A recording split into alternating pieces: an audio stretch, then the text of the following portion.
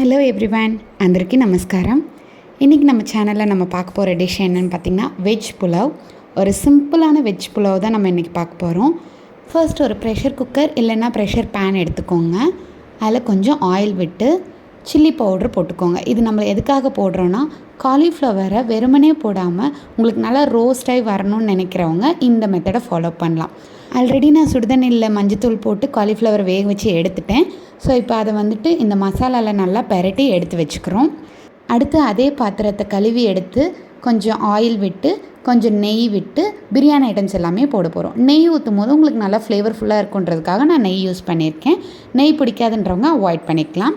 So first biryani இலை, பட்டை, லவங்கம், கிராம்பு, அன்னாசி மொட்டு, ஜாதிபத்திரி இது எல்லாத்தையும் தேவையான அளவு போட்டு நல்லா வணக்கி எடுத்துக்கோங்க. நீங்கள் பிரியாணிக்கு யூஸ் பண்ணுற அதே அளவு தான் இதுக்கும் நீங்கள் போட போகிறீங்க. காரமாக வேணுன்றவங்க காரமாக, மீடியமாக வேணுன்றவங்க மீடியமாக போட்டு எடுத்துக்கலாம்.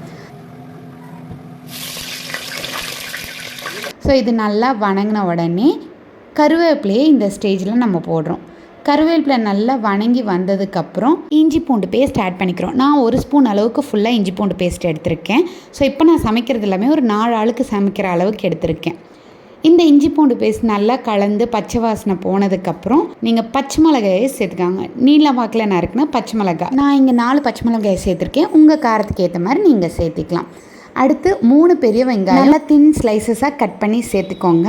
இது நல்லா கோல்டன் ப்ரௌனில் வர வரைக்கும் நல்லா வணக்கி விட்டுக்கோங்க. இதில் தேவையான அளவு உப்பு சேர்த்து மிளகாய் பொடி, கொத்தமல்லி பொடி, கொஞ்சம் பெப்பர். இந்த பெப்பர், மிளகாத்தூள் எல்லாமே உங்களோட காரத்துக்கு ஏற்ற மாதிரி நீங்கள் சேர்த்துக்கலாம்.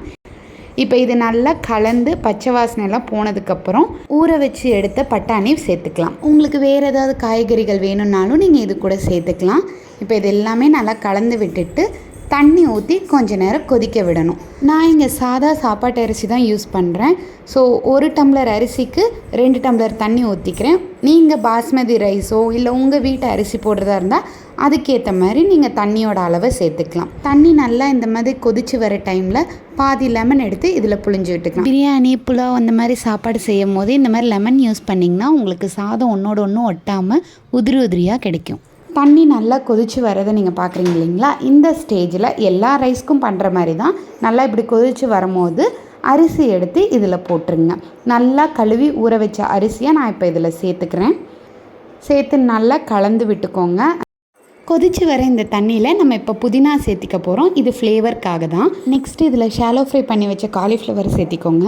நான் இந்த ஸ்டேஜ்லேயே சேர்த்துறேன். உங்களுக்கு நல்லா மொறுமொறுப்பாக வாயில் பிடிப்படுற மாதிரி வேணும்னு நினச்சிங்கன்னா குக்கர் விசிலெல்லாம் முடிஞ்சு நீங்கள் சாப்பாடு திறப்பீங்க இல்லைங்களா? அந்த டைமில் இந்த காலிஃப்ளவர் நல்லா போட்டு பெரட்டி எடுத்திங்கன்னா மொறுமொறுப்பான காலிஃப்ளவர் உங்களுக்கு வாயில் கிடைக்கும். நான் இப்போ செஞ்சு வச்சது பாதி குழஞ்சும் பாதி வாயில் கிடைச்ச மாதிரியும் வரும். அவ்வளோதாங்க. இப்போ மூடி வச்சு ஒரு 3 விசில் விட்டு இறக்குனிங்கன்னா போதும். நான் நார்மல் சாப்பாட்டுக்கு 6 விசில் விட்டு இறக்குவேன். அதனால் இதுக்கு 3 விசில் விடுறேன். உங்கள் குக்கர் வழக்கப்படி நீங்கள் விசில் விட்டு எடுத்துக்கலாம்.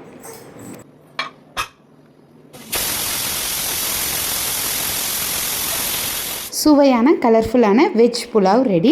யூஸ்வலாக புலாவ்னால் நம்ம வெள்ளை கலரில் தான் பார்த்துருப்போம். ஸோ இங்கே நம்ம மசாலா ஃப்ரை பண்ணி எல்லாம் சேர்த்ததுனால உங்களுக்கு இந்த கலரில் வெஜ் புலாவ் கிடைக்கும். நீங்களும் ட்ரை பண்ணுங்கள், டேஸ்ட் பண்ணுங்கள், எப்படி இருந்துச்சுன்னு கமெண்ட் பண்ணுங்கள்.